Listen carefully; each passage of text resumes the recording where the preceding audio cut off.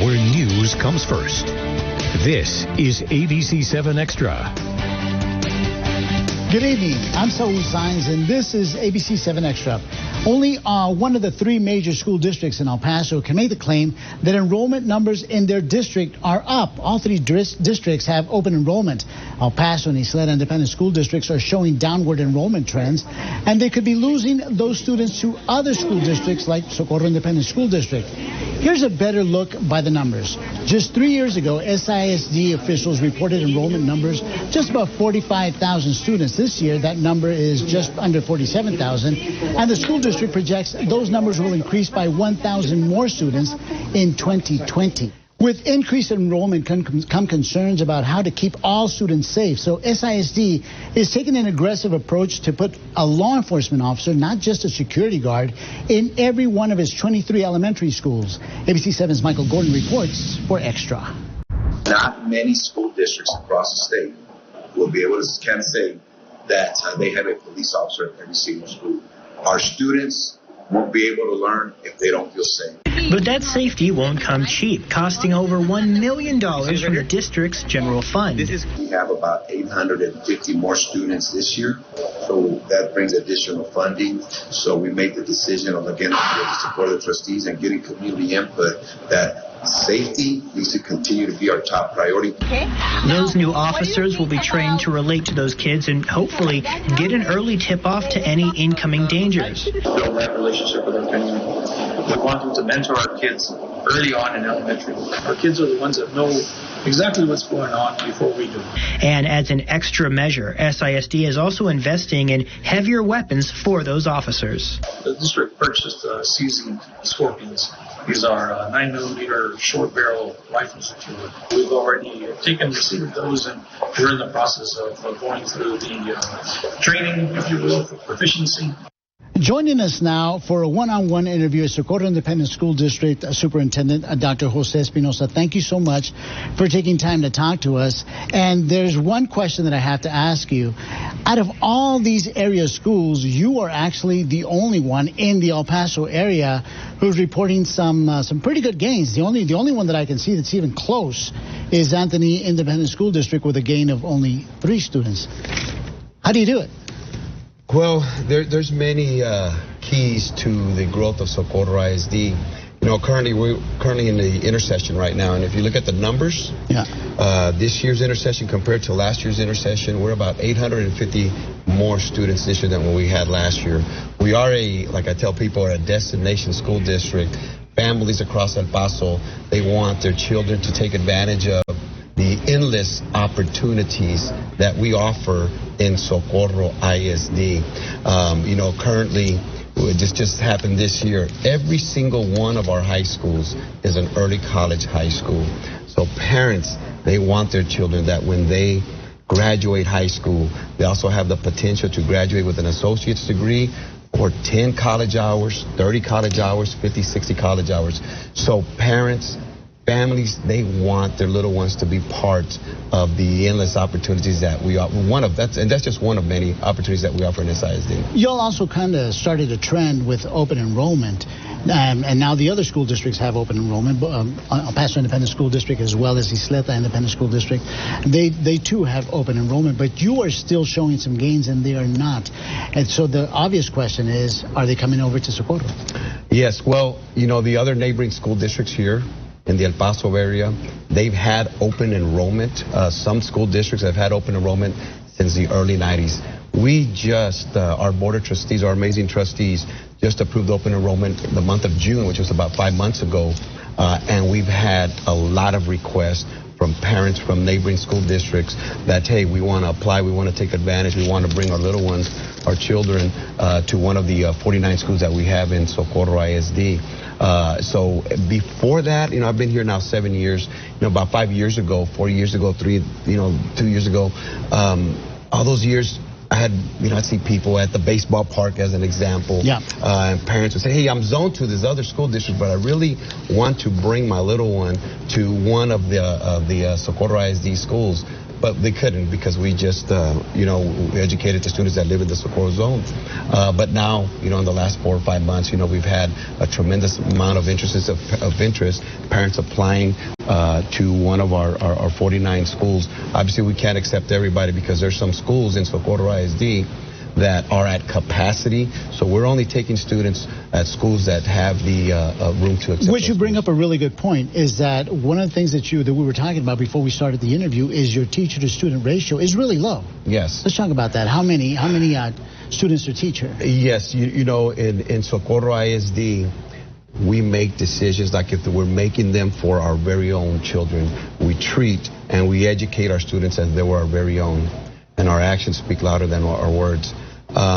Just to give you an example, in the state of Texas, there's a law that in kinder through fourth, you cannot have more than 22 students. There's no school in Socorro ISD, there's no classroom, no grade level in kinder through fourth that you'll see more than 22 students. Now, school districts across the state of Texas, they can ask for a waiver where they can get permission to have more than 22. Yeah. But we want to make sure that in our early childhood grades that there's a solid foundation for our students for them to take advantage of. And that brings up the point that you don't want to have, you don't want your kids to be just a number, but rather a name, and that's why you have one teacher for every 22 students? Yes, in kinder through fourth, that is the goal, that we want our students to receive the necessary support and that they need from the teachers, because when you have 22 little ones in a classroom, it's pretty tough for our teachers. But when you have 29, 30 students, you're going to make it a lot more difficult. So we want to simplify it for our teachers, but more importantly, we want our students to have the individual attention that they need and that they deserve. We started the conversation with police officers, hiring 23 police officers and having one in every elementary school. We're going to take a break. You're watching ABC7 Extra, but when we come back, we're going to be talking about the possibility. I'm going to ask Dr. Espinoza if there's a possibility that they'll have police officers in either middle or high schools. I'll ask them that when we come back. You're watching ABC7 Extra, where news comes first. Welcome back to ABC7 Extra. I also want to welcome back SISD Superintendent Dr. Jose Espinoza. Thank you so much for taking time to talk to us. And we started the conversation with the hiring of 23 SISD police officers to put one in every elementary school. How did that idea come about? In our school district, we have our own police department. We have an amazing police department. We have police officers, and we also have security guards. We have about 43 police officers. We have about 67 security guards. So if somebody were to walk in to one of our middle schools, our pre-K-8 schools, or our high schools, they would see a police officer at one of those secondary schools. But if somebody were to walk into one of our elementary schools, all they would see is a security guard. And again, they're amazing. But now with the climate that we have in our country, with the horrible, tragic accidents that have taken place, not accidents, the intentional, like what happened at August 3rd here in El Paso, it hit home. And so we had been having conversations with our trustees about making sure that, our number one strategic direction, a safe and supportive school environment, was making sure that it was in place. So our most vulnerable population is our 4-year-olds, our 5-year-olds, our 6-year-olds, our students at the elementary level. So now what we're doing, what we made the commitment to do, and with the support of our trustees, is to hire 23 additional officers for our elementary schools. So now, instead of God forbid, there's something horrible that happens at one of our elementary schools, it'll take time for a police officer to get there. Now it's going to be immediate, instantaneously. Somebody's going to be there. Is it also strategy to give parents peace of mind? And obviously, because we have open enrollment, now a parent can see this and say, I want to have my child at an SISD school because there are police officers there. Was that part of the strategy too? Well, at the end of the day, the main reason was to make sure our students and our employees are safe. However, whether that attracts other families to bring their little ones, so be it. But again, that was our main goal. But not only are we hiring 23 additional officers, but we're also installing at all of our schools, not only elementary, every single one of our schools, is every single door now will be locked. You'll have to be buzzed in. When you get there, there'll be a microphone outside and a camera, and they'll ask you, why are you here to visit the school? Oh, I'm here to pick up a child. I'm here to drop something off. And you'll be buzzed in. You'll be asked for your identification, and they will. Pretty intimidating for anyone who visits. I started the conversation before we went to break about Have you thought about putting police officers in middle schools as well as high schools? Yes, we currently have police officers at our middle schools and also our high schools. In the past, when I got here 7 years ago, all of our police officers were at the high schools. There was no police officers at the middle schools, no police officers at our pre-K-8. And I made a recommendation to our trustees, and we took action on it. As far as you know, our middle schools need coverage and our pre-K-8. So now, for the last 6 years, our high schools have had a police officer, middle schools have had a police officer, and our pre-K schools have also had a police officer.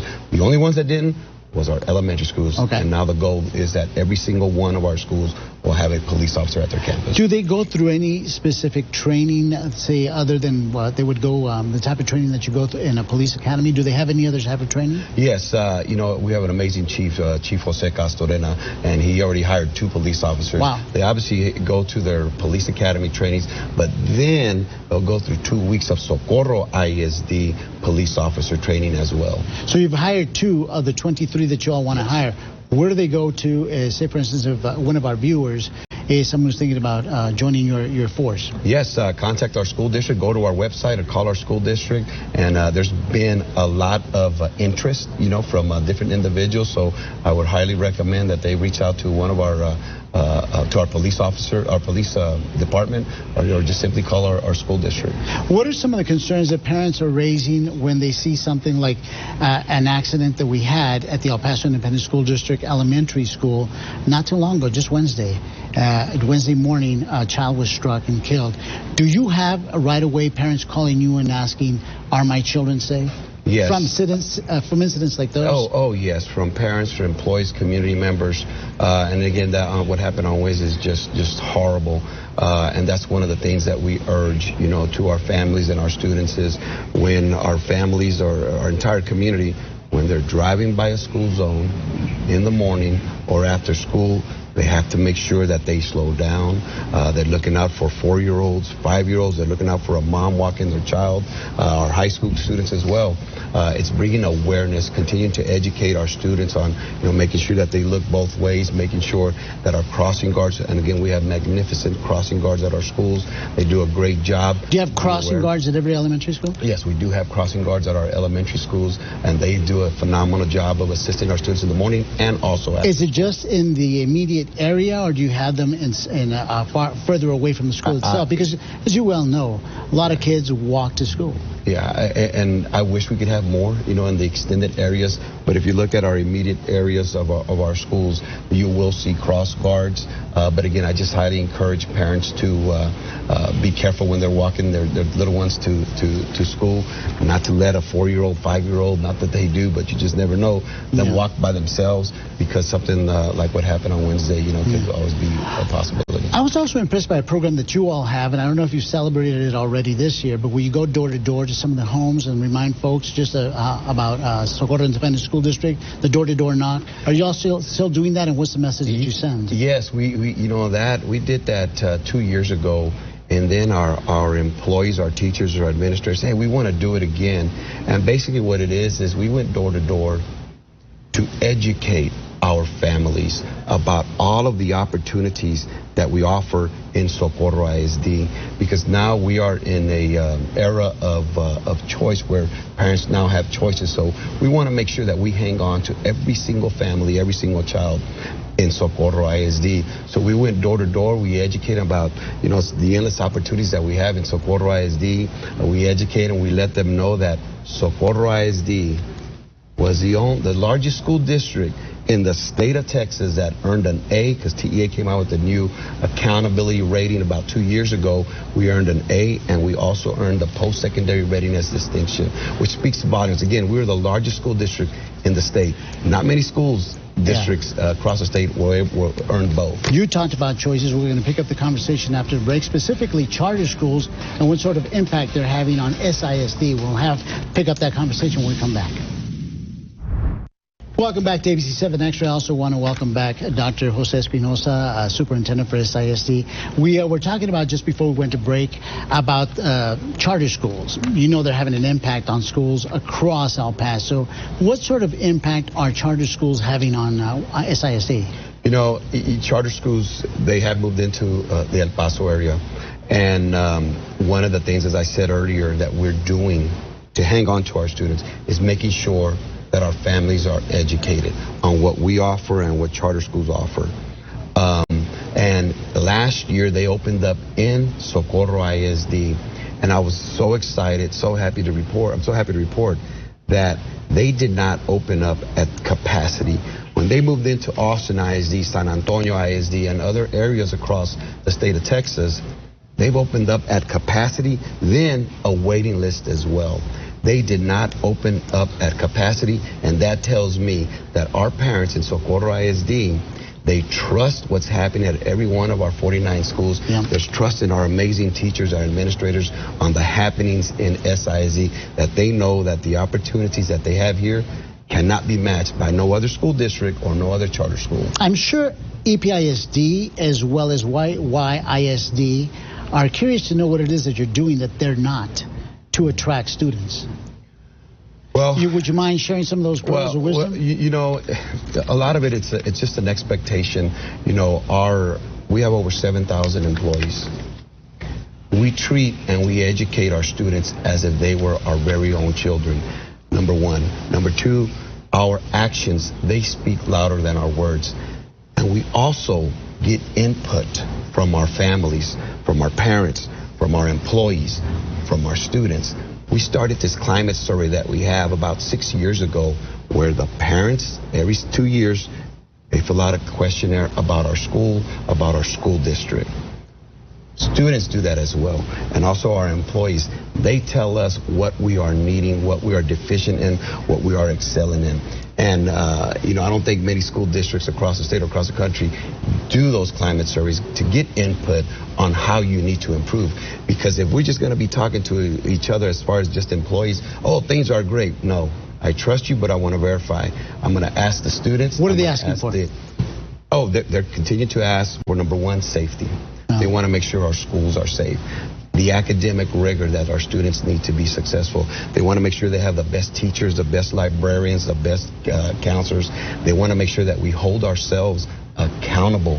And the last thing that they were asking for, that they continue to ask for, is to make sure that we involve our parents, that home school community partnership that they want. And that is what we continue to offer our students. And that is one reason we hold on to our students, and that's another reason why students and families continue to move in to Socorro ISD. You brought up an interesting point. I know this isn't what you were making reference to. However, is homeschooling having an impact on your enrollment rates? No, I'm sure that we do have some families who make that decision to, you know what, I'm going to educate my child at home, and I fully respect that decision. Are you for or against it? Me personally, I am not for it because I just think that the extracurricular activities, all the happenings that happen at a middle school and elementary or high school, it does not compare to what happens at home. That's my personal opinion, but let me say this again. I will respect their decision, and at the end of the day, if they decide to come back, we're going to welcome them with open arms at one of our 49 schools. I'm going to ask you perhaps a controversial question, and I hope you answer it. What is EPISD and YISD doing wrong? Oh, obviously, I can't speak for what they may be doing wrong. I can only speak for Socorro. There's got to be a reason why they're coming to you. Well, let me tell you something. One of the many things, again, that I think that we do well, I'm not saying we're perfect, is our social media. You know, people across the state and country are taking notice of what's happening in Socorro ISD. As you may know, in May, Socorro ISD was announced as a large district winner for the HEB Education in Excellence Award, the Excellence in Education Award. Mm-hmm.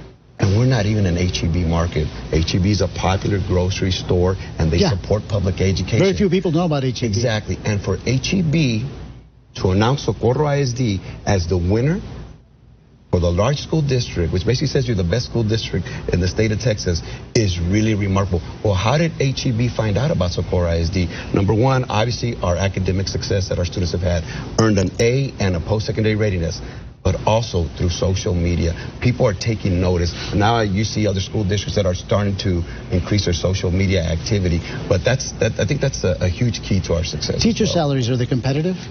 Oh, yes. And not only are our teacher salaries competitive, but the benefits that our teachers, our employees receive in Socorro ISD.